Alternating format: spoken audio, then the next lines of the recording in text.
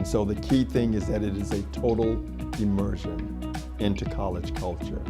And you get everything from residential living to enjoying the food on campus, to interacting with students, with teachers, interacting with staff, to the full experience. I used to be really worried about coming to class and starting in the fall, but being here, it kind of eased my worries again, I guess. You know, I went through the whole culture shock thing and I eased past it, and I feel more prepared. I feel better about what's coming, and I believe in myself more now than I did before.